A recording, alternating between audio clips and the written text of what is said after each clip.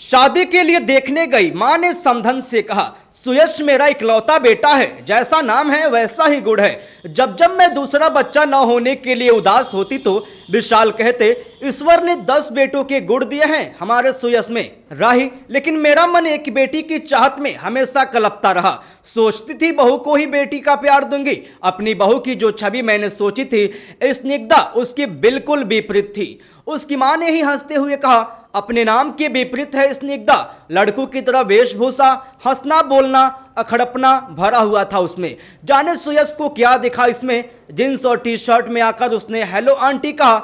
मैंने तो प्रत्युत्तर में हेलो ही कहा। तभी उसकी मां बोली, आंटी के पैर तो छुओ बेटा। उसको असहज देखकर मैंने कह दिया, रहने दो बेटा, उसकी कोई जरूरत नहीं है। बातों से एकदम बिंदास खिलखिलाकर हंसने वाली, अपनी मां से हर बात पर तर्क वितर्क करती स्निग्धा मेरे बेटे सुयश की पसंद ही नहीं प्यार भी थी। शादी की रस्मों के बाद स्निग्धा हमारे घर आ गई और सुयश से स्निग्धा अपनी हनीमून मनाकर वापस भी आ गए। अगले दिन से दोनों को ऑफिस जाना था। सुबह की नींद मुझे बहुत प्यारी थी। सोचती थी बहू आ जाएगी तो उसके हाथों की चाय पीकर अपने सुबह की शुरुआत करूंगी। लेकिन स्निग्धा को देखकर मैंने अपना ये सपना भुला दिया और सुबह 6 बजे का अलार्म लगाकर सो गई। पूजा की घंटियां सुन मेरी नींद खुली। अभी 6 भी नहीं बजे थे। बाहर निकलकर देखा स्निग्धा आरती की थाल लिए पूरे घर में घूम रही थी। मुझे लगा मैं सपना देख रही हूं। तब तक वो वापस आकर पास में बोली, मम्मा प्रसाद लीजिए। फ्रेश होकर बाथरूम से निकली तो मैडम चाय के 2 कप लिए हाजिर थी। चाय पीने के बाद बोली, मम्मा मुझे नाश्ते में बस सैंडविच और चीला बनाना ही आता है। आप लोग नाश्ते में क्या खाते हैं? पीछे से सुयश आकर बोला, जो भी तुम बनाओ हम वही खाएंगे। सुयश ने मेरा हैरान चेहरा देखकर पूछा, क्या हुआ माँ, चाय पसंद नहीं आई? नहीं रे, इतनी अच्छी चाय तो खुद मैंने नहीं बनाई कभी।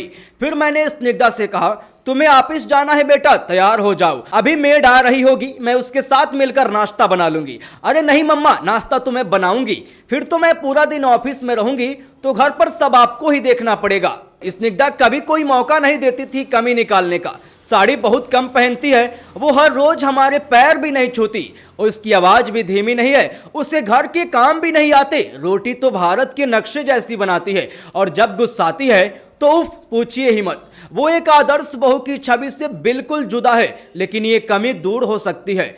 खुशियों को कभी कभी नजर लग जाती है। सब कुछ बहुत अच्छा चल रहा था कि विशाल को हार्ट अटैक आ गया। मैं उन्हें आईसीयू के बाहर से देख घंटों रोती रहती। उस समय मेरी स्निग्धा ने मुझे सास से बेटी बना दिया। मुझे अपनी बाहों में भरकर चुप कराती, जबरदस्ती अपने हाथों से खाना भी खिलाती। हर वक्त यही कहती, पापा बिल्कुल ठीक हो जाएंगे। हॉस्पिटल के बिल, दवाइयों का खर्चा इस तरह से देती जैसे उसके अपने पापा का इलाज हो रहा हो। सुयश और मेरे सामने मजबूत चट्टान बनी मेरी स्निग्धा वास्तव में बहुत कोमल थी। घर आने के बाद भी विशाल का ख्याल हम दोनों से ज्यादा रखती। अपनी नई नवेली शादी होने के बावजूद देर रात तक हमारे साथ बैठी रहती। मासूम गुड़िया सी बहू का सपना देखने वाली सास को एक मजबूत बेटी मिल गई थी, जिसका चोला पाश्चात्य था पर दिल एकदम देशी था। आज मेरे जन्मदिन पर सुयश ने कहा, माँ तैयार हो जाइए, आपकी पसंद की साड़ी खरीदने चलते हैं। मुझे कुछ नहीं चाहिए सुयश, तूने स्निग्धा के रूप में मेरी जिंदगी का सबसे बड़ा तोहफा दे दिया। मेरी भीगी आंखें पोंछकर सुयश ने पूछा, वैसे है कहाँ आपकी दबंग बहू जिसने अपनी दबंगई से आप सबका दिल जीत लिया? तब तक स्निग्धा ने मेरे गले में अपनी बाहें डालकर कहा, हैप्पी बर्थडे मम्मा, और एक पैकेट पकड़ाते हुए कहा, ये दुनिया की बेस्ट मम्मा के लिए। पैकेट खोलकर देखा तो उसमें कांजीवरम साड़ी थी, बिल्कुल वैसे ही जैसे मैं हमेशा से लेना चाहती थी। मेरे आश्चर्यचकित चेहरे को देखकर बोली, वो जब आप रेखा की तस्वीर गूगल पर सर्च करके घंटों देखती थी तभी मुझे समझ आ गया कि आप उनकी तस्वीरों में देखती क्या हैं। अपनी जोरदार हंसी के साथ उसने फिर से मुझे गले लगा लिया। राही, खुशी में बहुत आंसुओं को पोंछकर उसने कहा, एक माँ के दिल की बात एक बेटी तो समझ ही जाती है ना मम्मा। हाँ मेरी स्निग्धा बेटी। आपको हमारा यह वीडियो कैसा लगा हमें कमेंट बॉक्स में लिखकर जरूर बताएं और वीडियो को लाइक करें और दूसरे के पास भी शेयर करें। धन्यवाद।